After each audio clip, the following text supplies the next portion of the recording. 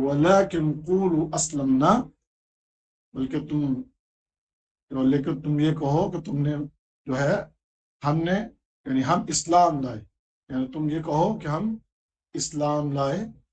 وَلَمَّا يَدْخُلِ الْإِيمَانُ فِي قُلُوبِكُمْ، اور ابھی تک ایمان تمہارے دلوں میں داخل نہیں ہوا۔ وَإِن تُطِيعُوا اللَّهَ وَرَسُولَهُ، اور اگر تم اطاعت کرو گے اللہ اور اس کے رسول کی، تو لا یلدکم، تو نہیں کمی کرے گا، من اعمالکم، تمہارے اعمال سے، شیئا کچھ بھی، ان اللہ غفور رحیم، بے شک اللہ تعالی بڑا بخشنے والا اور بڑا رحم کرنے والا ہے۔ یہ جو بدو ہیں عرب، جو دیہاتی لوگ ہیں، ان لوگوں کا انداز تخاطب، بات کرنے کا انداز، بولنے کا انداز، یہ ہم پہلے پڑھ چکے اسی صورت کے آغاز میں کہ ان الذین ینادونک من وراء الحجرات اکثرهم لا یعقلون، کہ وہ بدوی تھے، دیہاتی تھے، کہ جو آ کر نبی کریم صلی اللہ علیہ وسلم کو اونچی اونچی آوازیں لگاتے تھے۔ تو یہ اسی قسم کے یہ لوگ ہیں۔ اصل میں جو دیہاتی لوگ تھے ان میں کچھ ایسے لوگ تھے کہ جو بڑے مخلص اور بڑے ایمان اور عمل کے اعتبار سے بڑے اعلیٰ لوگ تھے، لیکن کچھ بدو اس طرح کے تھے، دیہاتی اس طرح کے تھے کہ جو مسلمان تو ہو گئے تھے، کلمہ تو انہوں نے پڑھ لیا تھا، لیکن ابھی ان کا ایمان اتنا مضبوط نہیں تھا۔ ایمان کس کو کہتے ہیں یہ بھی ہمیں علم ہونا چاہیے۔ اسلام، انسان اپنی زبان سے اقرار کر لیتا ہے کہ میں مسلمان ہوں۔ اب یہ کافی نہیں ہوتا زبان سے اقرار کر لینا، اس کے ساتھ انسان کا جو دل ہے وہ بھی اس کی گواہی دے۔ ظاہر آپ کا، زبان آپ کی کہتی ہے کہ میں مسلمان ہو گیا، تو یہ آپ کا ظاہر ہے۔ اب کیا آپ کا دل بھی اس کے اوپر گواہی دیتا ہے؟ جب آپ کا دل بھی اس پر گواہی دے اور پختہ اس پر یقین ہو آپ کا، تو یہ ایمان ہے۔ اور پھر اسلام اور ایمان ان دونوں کا تقاضا ہے کہ انسان اپنے عمل سے بھی اس کی گواہی دے۔ تو اس طریقے سے انسان کا اسلام اور ایمان مکمل ہوتا ہے۔ یہ پوائنٹ یاد رکھیے اور اس کو آگے بھی پہنچائیے کہ اسلام اور ایمان سے مراد کیا ہے۔ تو لہذا اسلام، ایک بندہ اپنی زبان سے اسلام کا اقرار کرتا ہے اور دل سے اس کی تصدیق کرتا ہے، اور پھر عملاً یعنی اس کے اعمال بھی بتاتے ہیں کہ یہ بندہ اسلام پر ہے۔ تو اس طریقے سے یہ بندہ مومن کہلاتا ہے، یہ بندہ حقیقی ایمان والا کہلاتا ہے۔ اب صرف زبان سے کہہ دینے کا، کوئی انسان جو ہے وہ زبان سے کہہ دے لیکن دل کے اندر کوئی شک موجود ہو اور عمل بھی کمزور ہو، تو یہ بندہ ابھی مومن نہیں ہے۔ لہذا یہ دیہاتیوں کی حالت بھی کچھ اسی طرح کی تھی۔ یہ جو دیہاتی اللہ کے نبی صلی اللہ علیہ وسلم کو کہتے ہیں کہ قالت الاعراب آمنا، کہ انہوں نے نبی کریم صلی اللہ علیہ وسلم سے کہا کہ ہم مومن ہیں، یعنی ہم ایمان لائے، تو ان کا جواب پھر اللہ تعالیٰ نے دیا کہ قل لم تؤمنوا، آپ ان سے کہیں کہ ابھی تم ایمان نہیں لے کر آئے، ولکن قولوا اسلمنا، کہ اے بدو دیہاتیوں، ابھی صرف تم یہ کہو کہ ہم اسلام لائے، ہم مسلمان ہوئے۔ یعنی اس کا مطلب یہ ہے کہ یہ دیہاتی وہ لوگ تھے کہ جنہوں نے زبان سے تو اسلام کا اقرار کر لیا تھا، لیکن ابھی ان کے دلوں کے اندر کہیں کوئی شک تھا، یا ان کے دل ابھی تصدیق نہیں کر رہے تھے، یا کسی تردد کا شکار تھے۔ اور اسی طرح ان کا جو عمل ہے وہ بھی ابھی اس طرح کا نہیں تھا کہ جس بنیاد کے اوپر ان کو مانا جائے کہ وہ مومن ہے۔ لہذا اللہ تعالیٰ نے مزید وضاحت کرتے ہوئے فرمایا وَلَمَّا يَدْخُلِ الْإِيمَانُ فِي قُلُوبِكُمْ، ابھی تو ایمان تمہارے دلوں کے اندر داخل ہی نہیں ہوا۔ یہ جو ایمان ہے اس کا اصل تعلق تو دلوں کے ساتھ ہے۔ جب تمہارے دلوں کے اندر وہ پختہ ہو جائے گا اور تمہارے دل بھی اس بات کی گواہی دیں گے، تو پھر تمہیں تسلیم کیا جائے گا کہ تم مومن ہو، اور پھر اس کے بعد تمہارا عمل وہ بھی دیکھا جائے گا۔ اور عمل کے لیے کیا ہے وَإِن تُطِيعُوا اللَّهَ وَرَسُولَهُ، اللہ اور اللہ کے رسول کی اطاعت، یعنی اللہ اور اللہ کے رسول جو حکم ایک مسلمان کو دے، اس کے ایمان کا تقاضا ہے کہ وہ بندہ اللہ اور اللہ کے رسول کی اطاعت کرے، اللہ اور اللہ کے رسول کے حکم کے اوپر عمل کرے. اور جب یہ بندہ کر لے گا تو لا یلدکم من اعمالکم شیئا، تو اللہ اس کے عمل میں سے کسی چیز کی پھر کمی نہیں کرے گا. کیوں؟ کیونکہ ان اللہ غفور رحیم، اللہ تعالیٰ بڑا بخشنے والا، بڑا رحم کرنے والا ہے. تو انسان جب اپنی زبان سے اسلام کا اقرار کر لے اور دل بھی اس کی تصدیق کرے اور اس کے اعضاء جو ہیں وہ عمل کر کے ثابت کریں، تو پھر اگر کوئی انسان کے اعمال میں کبھی کوئی کمیاں کوتاہیاں ہو بھی جاتی ہیں تو پھر اللہ تعالیٰ کسی چیز میں کمی نہیں کرتا، بلکہ کوئی کمیاں کوتاہیاں ہوں بھی تو اللہ تعالیٰ بڑا بخشنے والا اور بڑا رحم کرنے والا ہے. وہ تو ایسا فضل اور ایسا کرم کر دیتا ہے کہ انسان اگر وہ حقیقی مومن ہے اور اخلاص کے ساتھ وہ بندہ نیکی کرتا ہے تو ایسے لوگوں کی نیکیوں کو تو اللہ تعالیٰ ضربیں لگا دیتا ہے. کم سے کم بھی ایک نیکی کا اجر جو ہے وہ 10 گنا کر دیتا ہے، اور بعض کی نیکیوں کو تو اللہ تعالیٰ 700 گنا تک بڑھا دیتا ہے، اور بعض کی نیکیوں کو تو اللہ تعالیٰ بے حساب بڑھا دیتا ہے. تو اللہ پھر اس میں کمی نہیں کرتا، بلکہ اللہ تعالیٰ اس میں مزید اس کو جو ہے اپنی طرف سے اجر عطا فرما دیتا ہے. اب اس آیت سے آج تھوڑا سا جائزہ ہمیں اپنا بھی لینا چاہیے. آج بہت بڑی تعداد مسلمانوں کی جو زبانی کلامی تو بڑے دعوے کر رہے ہیں کہ ہم بڑے ایمان والے ہیں اور بڑے مسلمان ہیں، لیکن حقیقت اس وقت یہ ہے، اور اس حقیقت کو ہمیں جھٹلانا نہیں چاہیے اور اس کی گہرائی میں جا کے اپنا جائزہ لینا چاہیے کہ ہمارے لوگوں کی اکثریت اس وقت صرف زبانی جمع خرچ تک اسلام کو جو ہے وہ اپنی زبان سے اظہار تو اسلام کا اور ایمان کا وہ کر رہے ہیں، لیکن حقیقت میں دلوں کے اندر وہ ایمان کی مضبوطی موجود نہیں ہے. آج کتنے مسلمان وہ نیکی کے امور میں بہت پیچھے جا چکے اور گناہوں کے امور میں بہت آگے جا چکے. اس کی وجہ کیا ہے کہ ایمان کمزور ہیں. اگر یہ ایمان ہو کہ ایک انسان کی نیکی اس کے لیے کتنے بڑے فائدے کا سبب اور ذریعہ ہے، اور ایک نیکی کی وجہ سے انسان کے لیے دنیا آخرت کے اندر کتنی اس کے لیے خیر ہے، اور پھر ایک گناہ اس کے لیے کتنی بڑی تباہی اور بربادی کا سبب بن سکتا ہے، کیونکہ ایمان کا یہی تقاضا ہے کہ آپ کو اس بات پر ایمان ہو. میں اس کو مزید سمجھانے کے لیے عرض کروں گا کہ ایک بندہ کسی دریا کے اندر جس کو تیرنا نہیں آتا وہ بالکل داخل نہیں ہوگا، کیونکہ اس کا ایمان ہے کہ اگر میں اس میں داخل ہو تو میں تو ڈوب جاؤں گا. یہ اس کا یقین، یہ اس کا ایمان، بالکل بھی نہیں اس دریا کے اندر داخل ہوگا. جب پانی گہرا ہو، جس کو تیرنا نہیں آتا وہاں نہیں جائے گا، وہ کہے گا میں ڈوب جاؤں گا یہاں پہ. یہ اس کا ایمان، یہ اس کا یقین ہے. اب گناہوں کی دلدل کے اندر انسان ڈوبا ہوا ہے. وجہ کیا ہے؟ کیونکہ اس کا ایمان جو ہے وہ اتنا مضبوط نہیں اس حوالے سے کہ یہ گناہوں کی دلدل مجھے جہنم میں لے کر جائے گی. انسان گناہوں کی دلدل کے اندر ڈوبتا ہی چلا جا رہا ہے. برائیاں، فحاشیاں، بے حیائیاں اور جھوٹ اور بے پردگیاں اور غیبت اور چغلیاں اور فساد اس وقت بھرے پڑے ہیں ہمارے معاشرے کے اندر. اللہ کی پناہ ہے کہ اس وقت جس ماحول اور معاشرے میں ہم زندگی بسر کر رہے ہیں، آپ یقین جانیے کہ ہماری ایمانی حالت درست نہیں ہے. ہماری ایمانی حالتیں بہت کمزور ہو چکی ہیں. آج جس شعبے کو دیکھ لیں اور جس معاملے کو ہم مسلمانوں کے اٹھا کر دیکھ لیں، مسلمان ہر معاملے کے اندر وہ بہت بڑے بڑے گناہوں کے اندر مبتلا ہو چکا ہے. اللہ تعالیٰ معاف فرمائے، آج کو حلال حرام کی تمیز نہیں رہی. لوگ اپنی دنیا کی زندگی کو سنوارنے کے لیے اور دنیاوی امور کو بہتر کرنے کے لیے وہ حرام دھڑلے کے ساتھ کما رہے ہیں اور دھڑلے کے ساتھ کھا رہے ہیں اور اس پر فخر کر رہے ہیں، اور اس پر کوئی اللہ کا ڈر نہیں ہے. اور پھر اسی طریقے سے بے حیائی اور فحاشی جس طریقے سے ہمارے معاشرے کے اندر پھیل رہی ہے، کوئی ڈر اللہ کا ہے؟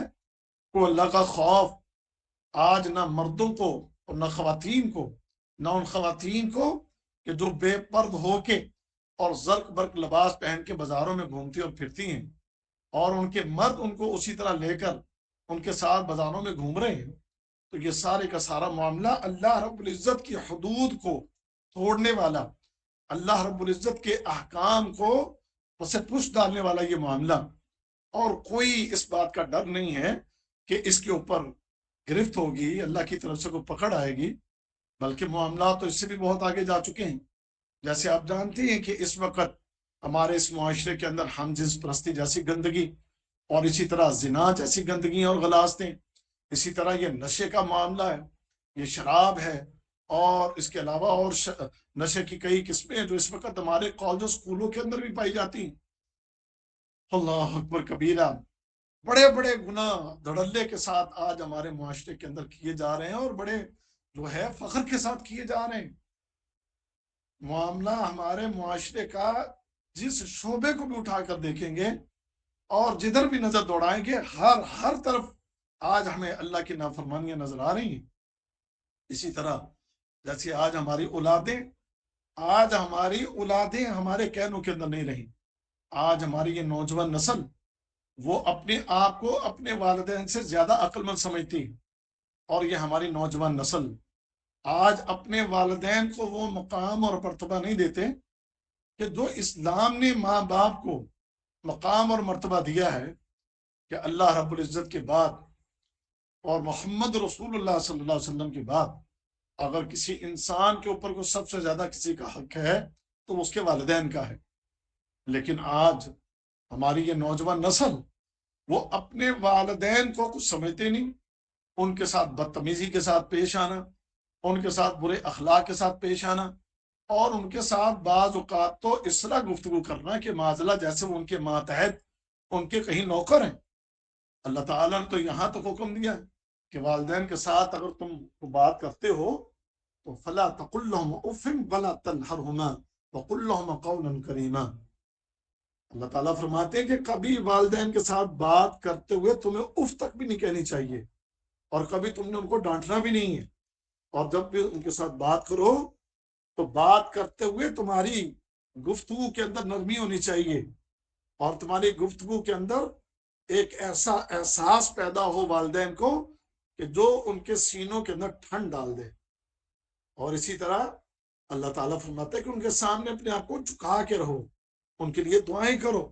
اب یہ اللہ کا فرمان ہے، لیکن آج ہماری اولادیں، اور خاص کر یہ دور حاضر کی اولاد، اور میں معذرت کے ساتھ والدین سے بھی کہوں گا کہ جب یہ چھوٹے ہوتے ہیں نا، جب ابھی بولنا شروع کرتے ہیں، اس وقت سے ان کی تربیت شروع کیا کریں۔ ہم نے ان کی تربیتیں اب کیا کرنی ہے، میں یہ بات یہاں عرض کرنا چاہوں گا اور ضرور کروں گا کہ ہم نے آج اپنے بچوں کو موبائلوں کے حوالے کر رکھا ہے۔ آج ہمارا 2 سال کا بچہ بھی موبائل لے کر بیٹھا ہوا ہے۔ مائیں اپنی جان چھڑانے کے لیے موبائل اپنے بچے کے ہاتھ میں تھما دیتی۔ پہلے بچہ روتا تھا تو ماں اس کو دودھ پلاتی تھی، ماں اس کو لوریاں دیا کرتی تھی، ماں اس کو قرآن سنایا کرتی تھی، ماں ان کو دینی جو ہے کوئی دین کی باتیں پڑھ کر سنایا کرتی تھی، اللہ اللہ ربی لا اشرک بہ شیئا کا عقیدہ سکھایا کرتی تھی۔ لیکن آج کی ماں وہ روتے ہوئے بچے کو چپ کروانے کے لیے نہ لوریاں دیتی ہے، نہ قرآن سناتی ہے، نہ اس کو اللہ اللہ ربی لا اشرک بہ شیئا سناتی ہے، وہ اس کو موبائل اس کے ہاتھ میں تھما دیتی ہے۔ اب وہ موبائل جناب 2 سال کی عمر سے ہی دیکھنا شروع ہو گیا بچہ۔ میری بات سن لیں آپ، اس کو اپنے ذہنوں میں بٹھا لیں، ایسی مائیں بھی مجرم ہیں اور ایسے باپ بھی مجرم ہیں جو اس عمر کے بچوں کو موبائل دے رہے ہیں۔ وہ مائیں بھی مجرم ہیں، وہ باپ بھی مجرم ہیں جو اپنی اس معصوم اولاد کو ابھی سے غلط راستے پہ ڈال کے ان کے آنے والے وقت کو تباہ اور برباد کر رہے ہیں۔ میں نے تو ابھی چند دن پہلے یورپ کے کچھ لوگوں کا پڑھا کہ وہ لوگ اپنے بچوں سے سمارٹ فون واپس لے رہے ہیں کہ جب تک ہمارا بچہ بالغ نہیں ہوگا ان کو سمارٹ فون ہم نہیں دیں گے۔ اچھا، وہ مغرب جو ہے وہ اس چیز کو سمجھ گیا اور اس معاملے میں وہ اپنے بچوں پر سختی کر رہے ہیں، اور ہم آج اپنے بچوں کو اپنے ہاتھوں سے یہ موبائل پکڑا کے ان کی زندگیوں کو برباد کر رہے ہیں۔ اب یہ بڑے ہو کے میری بات کو سمجھ لیجئے، یہ اپنے ماں باپ کے سروں میں جوتے ہی ماریں گے، اور یہ اللہ کی طرف سے عذاب کی شکل ہوگی، کیونکہ انہی ماں باپ نے خود اپنے بچوں کو اس تباہی اور بربادی کی راہ پر ڈالا۔ لہذا پھر ان ماں باپ کو پھر یہ میں نہیں سوچنا چاہیے کہ یہ بڑے ہو کر ہمارے لیے بڑی نیک نامی کا سبب بنیں گے، اور یہ ہمارے بچے ہمارا بڑا نام روشن کریں گے، اور یہ ہمارے بچے بڑے ہو کے کوئی آنے والے وقت کے امام بنیں گے اور بڑی نیک ہستیاں بنیں گے۔ جن بچوں کو 2 سال کی عمروں میں 5 سال کی عمروں میں ہم نے موبائل پکڑا دیے ہیں، یہ بچے بڑے ہو کے سمجھ لیجئے ماں باپ کے لیے بہت بڑا مصیبت کا معاملہ کریں گے، اور بہت بڑی تباہیوں اور پریشانیوں کے اسباب پیدا کریں گے۔ اب پھر ایسے بچے پھر اب کہاں ہمارا وہ زمانہ ہوتا تھا امی جی، امی جان، ابو جی، ابا جان، بابا جان۔ اب تو وہ بچے اپنی ماں کو پکارتے کچھ اس طرح ہے، اوے امی یار آپ کدھر ہیں؟ امی کو یار بنا لیا، اب امی بھی یار بن گئی اور باپ بھی یار بن گیا۔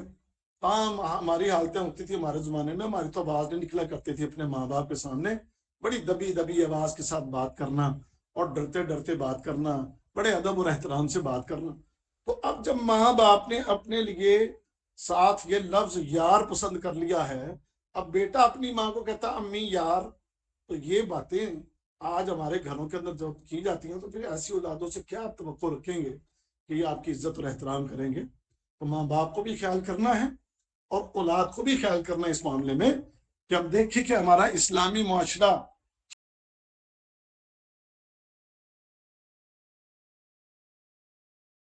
مقصد یہ ہے کیا صرف ہماری زبانوں پر اسلام ہے؟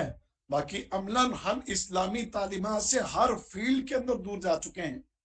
نہ اولادوں کے اندر وہ اسلام، نہ ماں باپ کے اندر وہ اسلام، نہ عامت الناس کے اندر وہ اسلام، اور لوگوں کی بڑی تعداد اس وقت جو ہے وہ بے راہ روی کا شکار ہے۔ تو پھر اب دعوے ہیں ایمان کے، تو یہ دیکھ لیجئے اللہ تعالیٰ نے کیا معیار مقرر کیا ہے کہ ایمان کس کو کہتے ہیں؟ ایمان کہتے ہیں اللہ اور اللہ کے رسول کی اطاعت کو۔ اگر آپ کے اندر اللہ اور اللہ کے رسول کی اطاعت ہے تو پھر سمجھ لیجئے کہ آپ واقعی مومن ہیں، اور پھر اللہ تعالیٰ بڑا بخشنے والا اور پھر بڑا رحم کرنے والا ہے۔ اب آگے چلتے ہیں۔ انما المؤمنون الذین آمنوا باللہ ورسولہ ثم لم يرتابوا وجاہدوا باموالہم وانفسہم فی سبیل اللہ اولئک هم الصادقون۔ اب حقیقی مومن کیا ہے؟ حقیقی مومن جو وہ ہے جو جس کا ایمان ہے اللہ رب العزت پر اور پھر اللہ کے رسول پہ، ثم لم یرتاب، اور پھر اس کا دل مطمئن ہے اس بات کے اوپر کہ واقعی اللہ میرا جو ہے وہ میرا معبود ہے، اور رسول محمد رسول اللہ صلی اللہ علیہ وسلم یہ اللہ کے بھیجے ہوئے رسول ہیں، اور اس معاملے میں ذرا برابر کوئی شک نہیں ہے۔ اور اس قوی ایمان کے ساتھ اب ان کا ایک بہت بڑا عمل بطور مثال اللہ نے یہاں پیش کیا، وَجَاهَدُوا بِأَمْوَالِهِمْ وَأَنفُسِهِمْ فِي سَبِيلِ اللَّهِ۔ یہ بہت بڑا ایک نیکی کا عمل ہے کہ یہ جب اللہ پر ایمان لے آتے ہیں، رسول پر ایمان لے آتے ہیں، اور دل بھی اس بات کی گواہی دیتا ہے اور اس میں ان کو کوئی شک نہیں ہے، تو پھر جب ان سے کسی بہت بڑی نیکی کا بھی تقاضا کیا جائے کہ اب اللہ کی راہ میں نکل کے جہاد کرو، جہاد فی سبیل اللہ کرو، اس کے لیے اپنا مال بھی قربان کرو، اور تمہیں اگر اپنی جان دینا پڑے تو اپنی جان بھی دو، تو یہ اس کے لیے بھی تیار ہو جاتے ہیں۔ ایسا مضبوط ایمان ہے ان کا، ایسے مضبوط مومن ہے، ایسی ان کے اندر یہ ایمانی قوت موجود ہے کہ دین کا یہ بہت بڑا عمل بھی جب ان کو کرنے کے لیے کہا جاتا ہے تو پھر یہ اپنا تن من دھن، اپنا مال، اپنی جان، سب کچھ اسلام کے لیے قربان کرنے کے لیے تیار ہو جاتے ہیں۔ یعنی یہ نہیں کہ صرف کوئی دین کی چھوٹی چھوٹی باتیں ان کے اوپر عمل کرنے کے لیے ان کو کہا جائے تو وہ کریں، بلکہ اس سے بھی بڑی باتیں آپ ذرا سمجھائیے یا سمجھیے کہ وہ مسلمان، وہ جو اپنے آپ کو مومن کہتا ہے، جو صبح کے لیے اپنی فجر کی نماز کے لیے اپنی نیند کی قربانی نہیں دیتا، تو وہ اللہ کی راہ میں جہاد کے لیے نکلنے کے لیے اپنے مال اور اپنی جان کو قربان کرنے کے لیے کہاں نکلے گا؟ یعنی یہ مسجد کے ساتھ پڑوس میں رہنے والا یا جس گلی کے اندر مسجد ہے اسی گلی میں رہنے والا، وہ صبح فجر کے وقت اپنی نیند قربان نہیں کرتا، کیونکہ نیند زیادہ پیاری ہے۔ ایک تاجر دکان میں بیٹھا ہے، نمازوں کے ٹائم ہو جائیں، وہ تاجر اپنی دکان کی تجارت چھوڑنے کو تیار نہیں ہوتا۔ اور اسی طریقے سے گھریلو خواتین اپنے گھریلو کام کاج میں مصروف ہیں، یا کسی کے اوپر ٹیلی فون پر مصروف ہیں، یا اور کوئی دنیاوی امور کے اندر مصروف ہیں، اور بازاروں میں کہیں جا کے خرید و فروخت میں مصروف ہیں۔ اور اسی طرح باقی بھی مرد حضرات بھی، بلکہ سب کی بات کرتا ہوں، مرد و خواتین سب، کھیل کود تماشے میچ، ان ساری چیزوں کے اندر یہ انسان جو مصروف ہیں، نمازوں کے ٹائم ہو جائیں، نمازیں گئی، نمازیں ضائع، نہ تجارت کی قربانی، نہ کھیل کود تماشے کی قربانی، نہ دنیاوی مصروفیات کی قربانی۔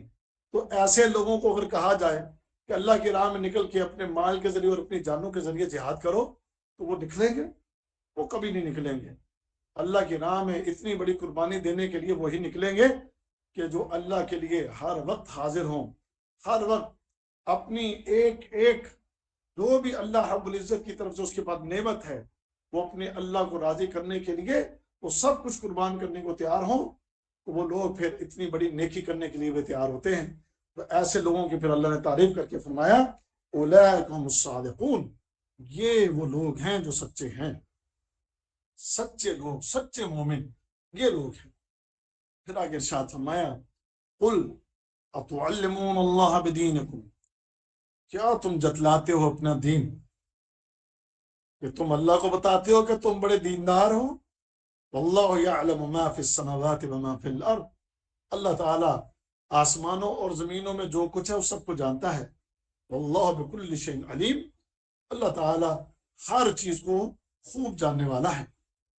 اب یعنی یہ جو دیہاتی تھے، یہ آ کر جو اللہ کے نبی کو بتا رہے ہیں کہ ہم مومن ہیں، تو فرمایا تم مجھے کیا جتلا رہے ہو کہ تم اپنا یہ دین بتا کر کہ ہم مومن ہیں، ہم بہت بہت بڑے مسلمان ہیں، تو یہ تم جو اپنا جتلا رہے ہو، تمہارے اندرونی کیفیت کو اللہ خوب جانتا ہے کہ اللہ وہ ہستی ہے کہ جس کے علم میں زمین و آسمان کی ایک ایک چیز ہے۔ پورے آسمانوں میں، 7 آسمانوں میں کون سی جگہ پر کون سی چیز پڑی ہے اور کس جگہ پر کوئی کیا کر رہا ہے، وہ اللہ سے مخفی نہیں ہے۔ ان اللہ لا یخفی علیہ شیء، اللہ رب العزت پر کوئی چیز مخفی نہیں ہے۔ وہ بہت بڑی ہستی ہے، وہ بہت بڑی ذات ہے، اپنے عرش پر مستوی ہے، لیکن عرش پر مستوی ہوتے ہوئے پوری کائنات کا ایک ایک ذرہ، چاہے وہ اندھیروں کے اندر پڑا ہوا ہے، چاہے وہ کوئی روشنیوں کے اندر پڑا ہوا ہے، چاہے کہیں زمینوں کے نیچے تہوں کے اندر کوئی چیز پڑی ہوئی ہے، اللہ رب العزت کے سامنے بالکل واضح ہے۔ جس طرح زمینوں کے اوپر موجود چیزیں واضح ہیں، ایسی زمینوں کے نیچے پڑی ہوئی چیزیں بھی اللہ رب العزت کے اوپر بالکل واضح ہیں۔ کوئی چیز بھی اللہ تعالیٰ سے مخفی نہیں ہے۔ اللہ تعالیٰ ایک ایک چیز کو وہ دیکھ رہا ہے، ایک ایک چیز اس کے سامنے واضح ہے۔ لہذا وہ اللہ،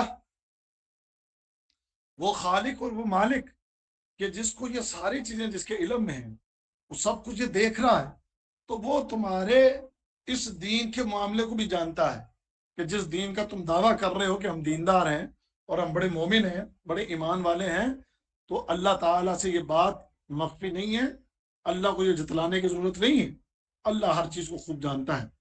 یمنون علیک ان اسلموا، آپ پر احسان جتلاتے ہیں، یعنی یہ جو دیہاتی ہیں اعرابی، یہ نبی کریم صلی اللہ علیہ وسلم کے پاس آ کر احسان جتلا رہے ہیں آپ کے اوپر کہ جی ہم بڑے ایمان والے ہیں، اپنے اسلام کا بڑا آپ پر احسان جتلا رہے ہیں۔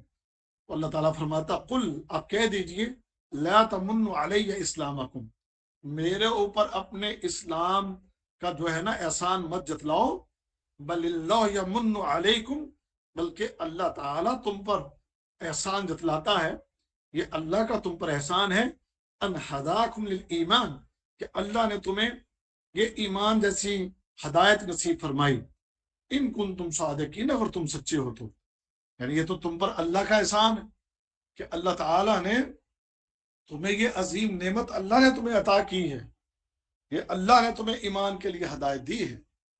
یعنی یہ اگر تمہارے پاس اگر کوئی دین کا راستہ تم نے دیکھا ہے تو یہ دین کا راستہ دکھانے والا اللہ ہے.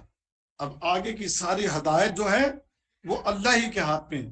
راستہ بھی اللہ ہی دکھاتا ہے، اور راستہ دکھانے کے بعد آگے ہدایت بھی نصیب ہوگی تو ان لوگوں کی ان کن تم صادقین، اگر تم سچے ہو تو پھر یہ ایمان کی ہدایت جو ہے وہ تمہیں ضرور نصیب ہوگی.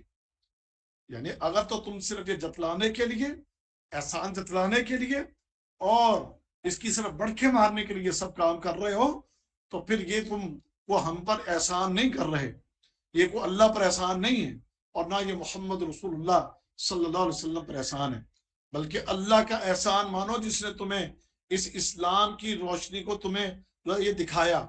اب اگر ہدایت چاہتے ہو تو سچے بنو، اللہ رب العزت کے ہاتھ میں یہ ہدایت ہے، اور وہ ہدایت پھر اللہ اپنے سچے بندوں کو عطا کر دیتا ہے. ان اللہ یعلم غیب السماوات والارض واللہ بصیر بما تعملون، بے شک اللہ تعالی وہ آسمانوں اور زمین کے غیب کو جانتا ہے. واللہ بصیر، اور اللہ دیکھنے والا ہے، بما تعملون، جو تم کرتے ہو.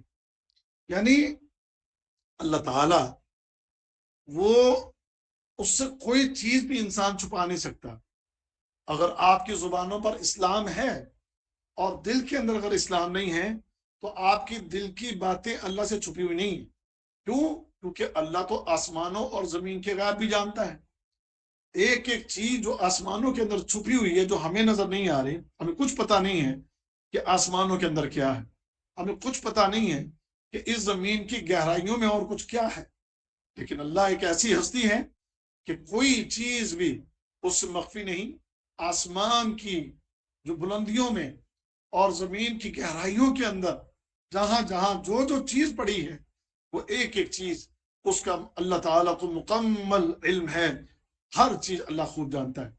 ریگستان میں ریت کے ذرات کتنے ہیں، سمندروں کے اندر بہتے ہوئے پانیوں کے قطرات کتنے ہیں، فضاؤں میں اڑتے ہوئے اس کی مخلوق کتنی ہے، آسمانوں کے اوپر چمکتے ہوئے ستارے کتنے ہیں، اور فرشتوں کی تعداد کتنی ہے، اور پھر اس کے علاوہ آسمانوں کے اندر کتنے کہکشاں ہیں، ان کہکشاؤں کے اندر کتنے سیارے ہیں، اور پھر اس کے علاوہ یہ زمین کے نیچے کتنی اللہ کی مخلوقات ہیں، سمندروں میں تیرنے والی مچھلیاں کتنی ہیں، اور جنگلوں میں رہنے والے جانور کتنے ہیں، اور بلوں میں رہنے والے یہ حشرات الارض کتنے ہیں. اللہ رب العزت کو ایک ایک چیز کا علم ہے. ایک ایک چیز وہ اللہ رب العزت کے سامنے بالکل وہ واضح طور پر موجود ہے، اللہ سے چھپی ہوئی نہیں. تو اللہ ان تمام چیزوں کو جب جانتا ہے تو پھر اللہ تعالیٰ تمہارے دلوں کے اندر چھپی ہوئی بات کو بھی جانتا ہے. اور واللہ بصیر بما تعملون، تم جو بھی عمل کر رہے ہو، تمہارا ایک ایک عمل اس کو بھی اللہ تعالیٰ خوب دیکھ رہا ہے. آپ اندھیروں میں چھپ کے کوئی عمل کرو، آپ سرگوشی کر کے کوئی بات کہو، آپ اونچی آواز سے کوئی بات کہو، آپ کمروں کے اندر کہیں نیچے تہ خانوں کے اندر جا کر کوئی عمل کرو، تو اللہ رب العزت اسی طرح ان ساری چیزوں کو سن رہا اور دیکھ رہا ہے. جس طرح ایک اونچی آواز سے بولنے والے کو سن رہا ہے، اور ایک وہ شخص کے جو بڑا کھلے عام کو عمل کر رہا ہے جس طرح اس کو اللہ دیکھ رہا ہے، تو اسی طرح خاموشی سے بات کرنے والوں کو بھی اسی طرح سن رہا ہے. اور کئی تہ خانوں میں بیٹھے اندھیروں کے اندر وہ کرنے والا کو عمل جو بندہ کر رہا ہے اس کو بھی اللہ تعالیٰ اسی طرح دیکھ رہا ہے. تو اللہ سے کوئی چیز مخفی نہیں. یہ سورۃ الحجرات یہ آج ہماری مکمل ہوئی، اور اس کا جو بہت موٹا موٹا جو سبق جسے ہم نے یاد رکھنا ہے، اچھے طریقے سے اس سورت کو پڑھیں اور اس سورت کو اچھی طرح سے یاد کریں. میں نے جب یہ شروع کیا تھا تو آپ سے عرض کی تھی کہ اس کو صرف ایک فارمیلٹی کے طور پر نہیں کرنا، اس کو آپ نے سیکھنا ہے. اگر آپ نے ایک یہ موقع پیدا کیا ہم سب نے مل کے کہ ہم قرآن کو سیکھ اور سکھائیں، تو پھر یہ نہ ہو کہ اب میں تو وقت دوں اور آپ وقت نہ دیں. جیسے کل ہوا، کل بہت تھوڑی تعداد تھی، آج پھر بھی چلو کچھ بہتر ہے. پھر اس کے بعد میں تو آپ کو پڑھا دوں اور آپ اس کو یاد نہ کریں، تو یہ بھی بڑی افسوس کی بات ہوگی۔ آج آپ کے اس معاشرے کے اندر لوگوں کی بہت بڑی تعداد، پہلی بات تو قرآن حکیم کو پڑھتی نہیں، قرآن حکیم کی تلاوت کا ٹائم نہیں، بچپن میں ماں باپ نے تھوڑا زور لگا کے پڑھا دیا، اس کے بعد یہ اولاد جو بڑی ہوتی گئی، اب ذمہ داریاں اتنی بڑھ گئی ہیں، کالج کی تعلیم، اسکول کی تعلیم، کالج کی تعلیم اور یونیورسٹیوں کا سلیبس، وہ اتنا بڑا سلیبس ہے اور اتنا وہ تعلیمی نصاب اتنا ہیوی ہے کہ اب ان بچوں کے پاس قرآن پڑھنے کا ٹائم نہیں ہے، اور ماں باپ بھی پھر زور نہیں دیتے اتنا کہ جی بچے تھکے ہوئے ہیں، اسکول کا پڑھ کے آئے ہیں، پھر اکیڈمی ہیں، پھر ٹیوشنیں ہیں، تو اب بچے کو کیسے مجبور کریں کہ یہ قرآن پڑھے۔ میں نصیحت کروں گا سب سے پہلے اپنے آپ کو، پھر آپ سب کو، کہ اللہ کا واسطہ اس کتاب کے ساتھ ایسے نہ کریں، اس کتاب کے ساتھ خود بھی جڑے رہیں اور اپنے بچوں کو بھی جوڑیں، اپنے بچوں کو بھی جوڑیں۔ اللہ کا قرآن ابھی سے ان کو ترجمہ اور تفسیر سکھائیں۔ پہلی بات اس کی تلاوت، پہلی بات اس کے تلفظ کو صحیح طریقے سے ادا کرنا، اور پھر اس کی ادائیگی جب ٹھیک ہو گئی تو اس کے ساتھ ہی اب اس کا جو حفظ کر سکتا ہے جتنا، وہ تھوڑا تھوڑا اس کو حفظ کرنا شروع کر دے، اور پھر ساتھ اس کے ترجمہ اور تفسیر جو ہے اس کا بھی اہتمام کرے۔ ترجمہ اور تفسیر وہ اس کے لیے روزانہ چاہے 10 منٹ ہی نکالے لیکن ضرور پڑھے۔ آج ہمارے لوگوں کی اکثریت، وہ اگر میں سوال کروں کہ کوئی ایک مجھے یہ بتائے ہم میں سے کہ جس نے اپنی پوری لائف کے اندر کبھی ایک دفعہ بھی پورا قرآن ترجمے اور تفسیر کے ساتھ ختم کیا ہو، تو آپ کے معاشرے کے اندر ایسے وہ لوگ تو شاید مل جائیں جنہوں نے مدرسوں میں کوئی اس طرح اپنا سلیبس ختم کیا ہو، لیکن عامت الناس کے اندر ہمیں اس طرح لوگ نہیں ملیں گے کہ جنہوں نے اپنے سلیبس اپنا جو ہے اس طریقے سے قرآن کا ترجمہ اور تفسیر ختم کیا ہو۔ تو لہٰذا میں آپ سے یہ گزارش کروں گا، ہم نے یہ کلاس شروع کی ہے، اب جتنا سلیبس ہم نے پڑھنا ہے تو آپ نے یہ وقت ضائع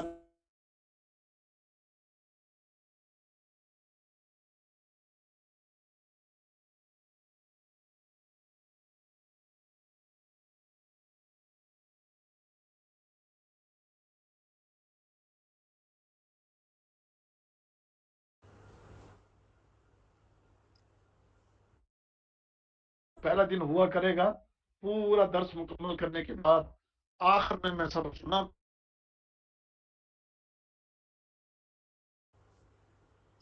سب کی آواز چلی گئی۔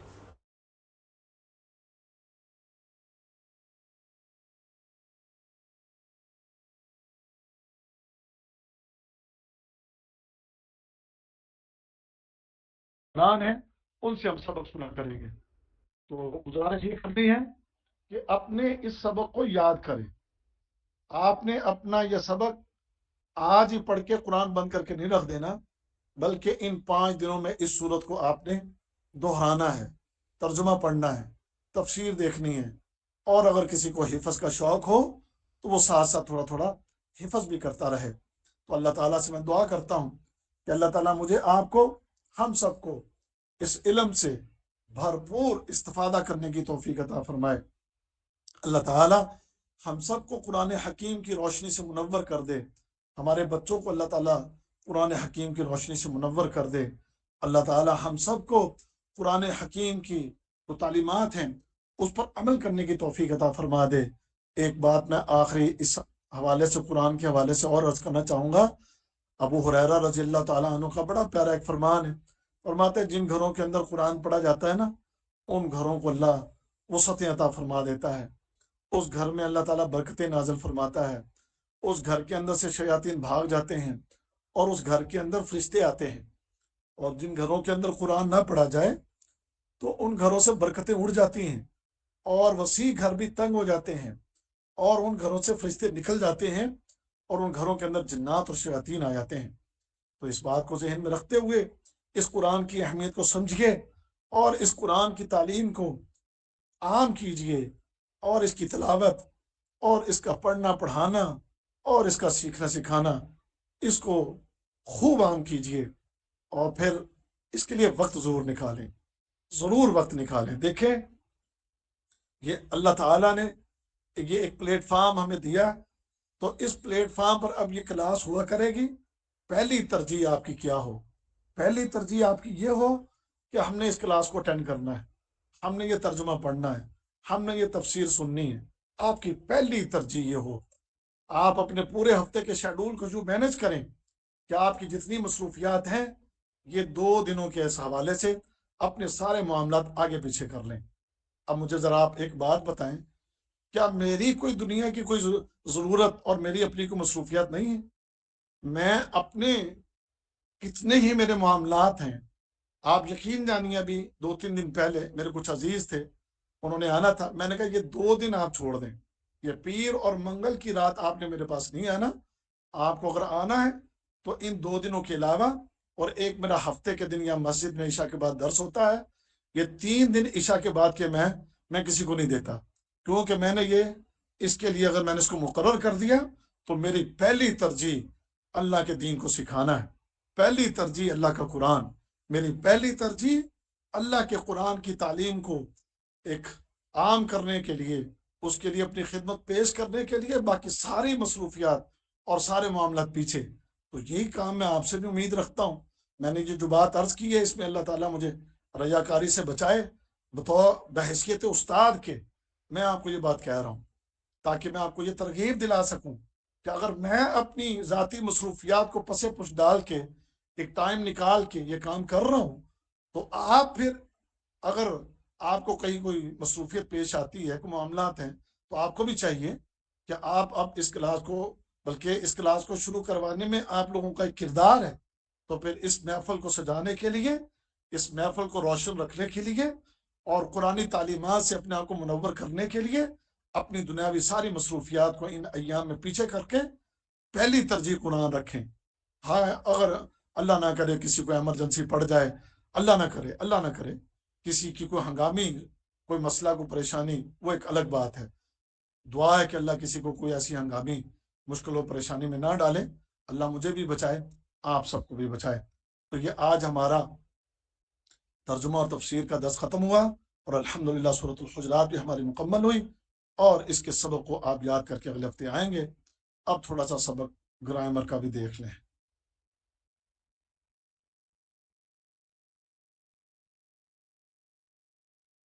جی، گرامر میں ہم نے اصطلاحات پڑھ لی تھی کل، اور میں نے عرض کیا تھا ابھی آپ نے صرف یہ اصطلاحات پر نظر ڈال لینی ہے اور کسی ٹینشن میں نہیں جانا کہ ہمیں اس کی سمجھ نہیں آ رہی، یہ ہے کیا، اس کا کرنا کیا ہے. دیکھیں، یہ آپ نے اسی وقت آپ کو پتہ لگنا ہے جب ہم ان کی ایکسرسائزز کریں گے نا، پھر آپ کو پتہ لگے گا کہ یہ اس کی کیا اہمیت ہے اور اس کی کیا ضرورت ہے. بس آپ اس کو یاد کر لیں، بالکل ایسے جیسے انگلش کا سبق شروع میں یاد کرنے سے پہلے آپ نے ABCDEFGH وہ یاد کیا تھا. A فار ایپل، اور اسی طرح B for bat, C for cat, اس طرح آپ نے تھوڑا یاد کیا تھا. تو یہ تھوڑا اپنے ذہن میں رکھ لیں. آگے چل رہے ہیں، جیسے جیسے ایکسرسائزز آئیں گی اور جملے آئیں گے، چیزیں پڑھیں گے، تو پھر انشاءاللہ یہ چیزیں آپ کو بڑی آسانی سے سمجھ آ جائیں گی. آج کا درس الدرس الاول، سمجھ لیجئے کہ گرامر کا سبق آج ہم شروع کر رہے ہیں، اور وہ ہے پہلا درس. اور وہ درس کس چیز پر ہے؟ کلمہ. اور کلمہ وہ کیا ہے؟ اس کی 3 قسمیں ہیں. وہ 3 قسمیں کیا ہیں سمجھ لیجئے کہ ایک اس میں اسم ہے، اور دوسری اس کی قسم فعل ہے، اور تیسری اس کی قسم حرف ہے. جنہوں نے پچھلا کورس کیا تھا امید ہے ان کو یاد آ گیا ہوگا کہ آپ نے اور ہم نے یہ سبق پہلے پڑھا ہے. یہ جو ہے ہر اسم اور فعل اور حرف اس سے پہلے ہم پڑھ چکے ہیں، لیکن یہ دوبارہ آیا ہے سبق، اور تھوڑی تفصیل سے آیا ہے. کیونکہ پچھلی دفعہ جو میں نے آپ کو پچھلے درس میں پڑھایا تھا وہ بڑا اختصار کے ساتھ میں نے پڑھایا تھا، لیکن اب جب ہم اس کو پڑھیں گے تو تھوڑا تفصیل سے پڑھیں گے. جب تفصیل سے پڑھیں گے تو بہت سے اور سی علمی چیزیں آپ کے نالج میں آئیں گی، اور آپ کی عربی گرامر میں اور بہتری آئے گی. آگے چلتے ہیں. اسم کیا ہے؟ اسم وہ کلمہ ہے جو اپنے معنی بتانے میں دوسرے کلمہ کا محتاج نہ ہو، اور اس میں 3 زمانوں میں سے کوئی زمانہ وہ بھی نہ سمجھا جائے. یعنی اسم، انگلش میں اس کو ویسے ناؤن کہتے ہیں. یعنی اسم کہ وہ کلمہ جو خود اپنا ایک معنی رکھتا ہے.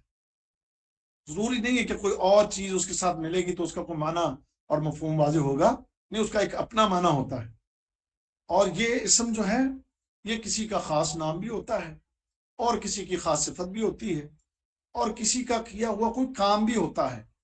لیکن اگر کام ہوگا تو کام تو کیا فعل ہوتا ہے، لیکن فعل کسی بھی کام کو اس وقت فعل کہیں گے جب اس کے اندر کوئی زمانہ بھی پایا جائے گا. اور اگر اس میں زمانہ نہیں پایا جاتا، ایک ویسے فعل ہے.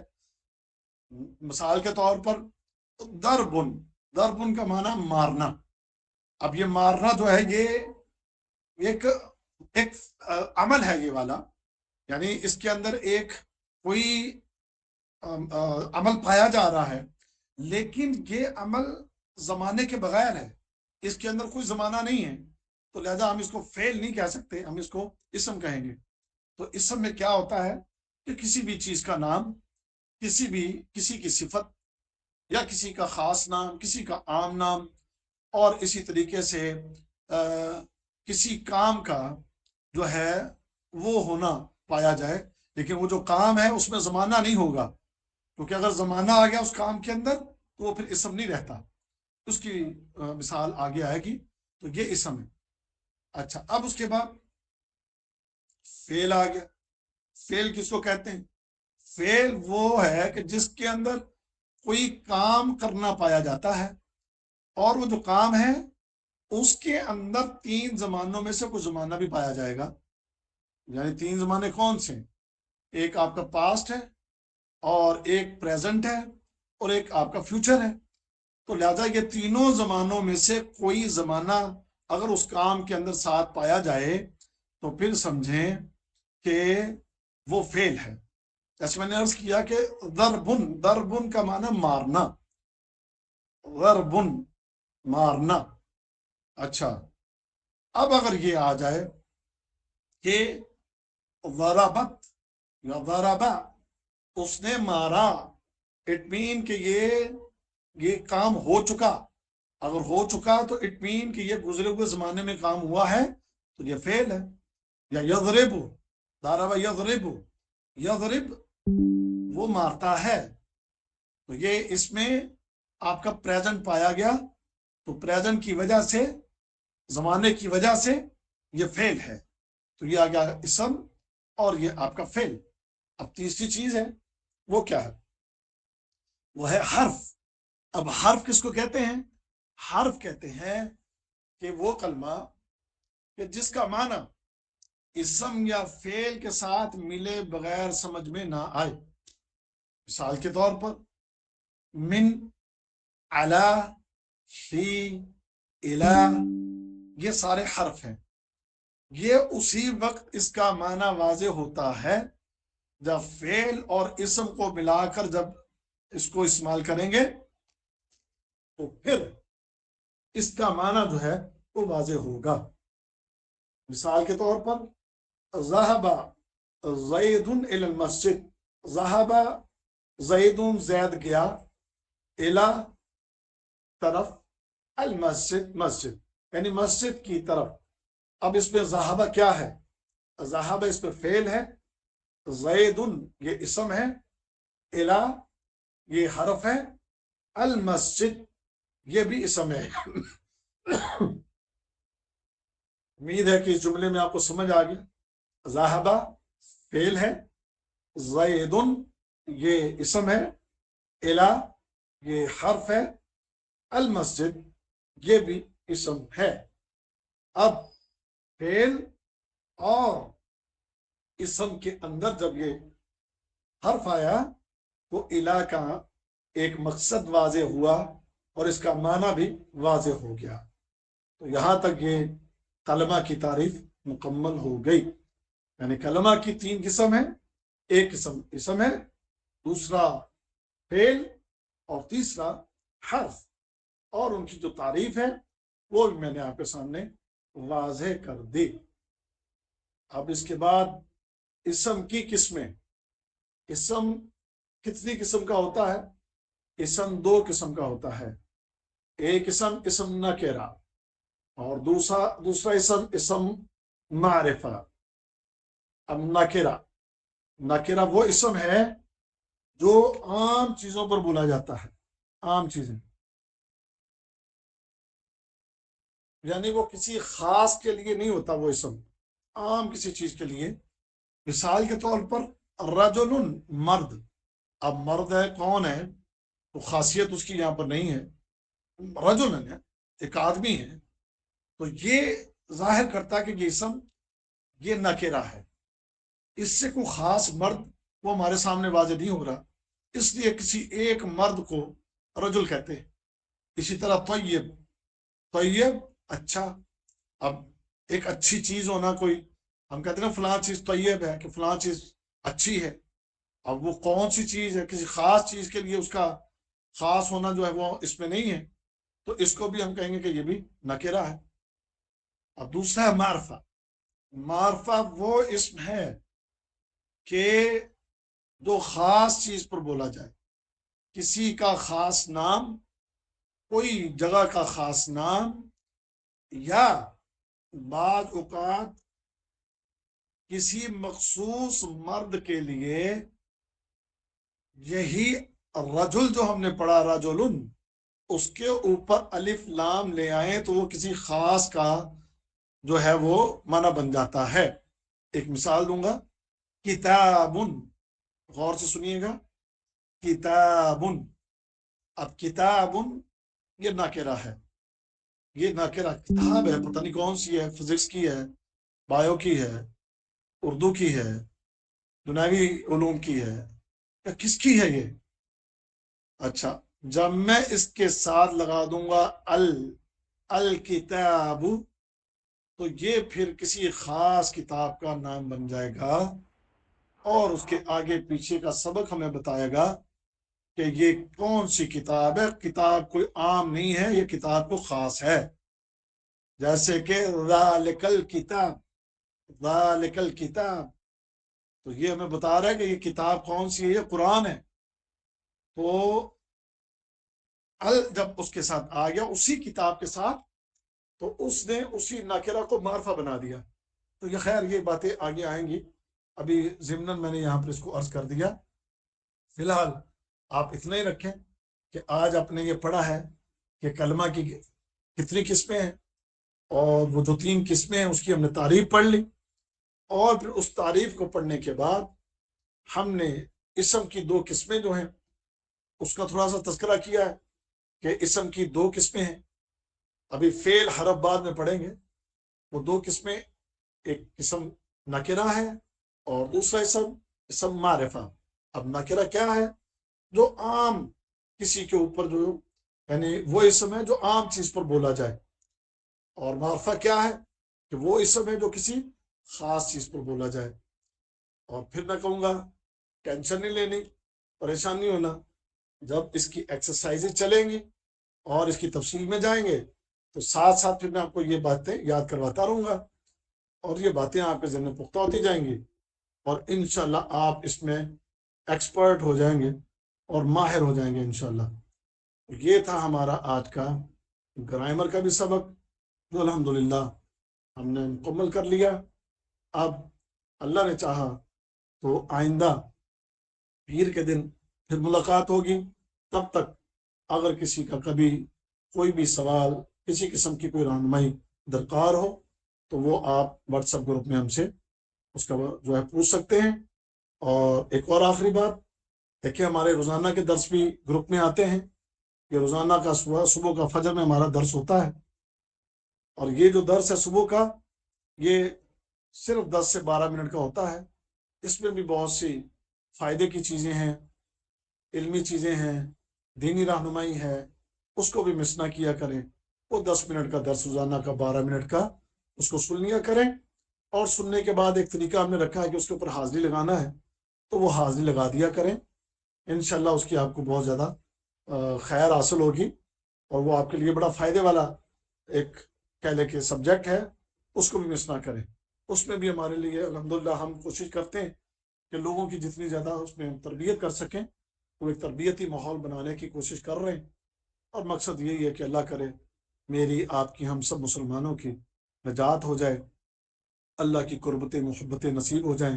دعا ہے اللہ تعالیٰ ان کوششوں کو قبول فرما لے، اللہ تعالیٰ میری حاضری بھی قبول فرمائے، اللہ تعالیٰ آپ سب کی حاضریوں کو بھی قبول فرمائے، اللہ تعالیٰ مجھے بھی استقامت دے، اللہ تعالیٰ آپ سب کو بھی استقامت دے، اللہ تعالیٰ ہماری آنے والی نسلوں کو، ہمارے بچوں کو، ہماری بچیوں کو دین اسلام کی سمجھ عطا فرمائے، دین اسلام کی لگن عطا فرمائے، دین اسلام کی محبت عطا فرمائے، اور ہم سب کو اللہ تعالیٰ دنیا اور آخرت کی بھلائیاں عطا فرما کے اپنی رضا کا مستحق بنائے، اور جب دنیا سے رخصت ہوں تو اس حال میں کہ وہ ہم سے راضی ہو، اور جب ہم اس کی بارگاہ میں جائیں تو وہ ہمیں دیکھ کر ہمارے اوپر اپنی رحمتوں کا پردہ ڈال دے اور اپنی جنتوں کا ہم سب کو وارث بنا دے۔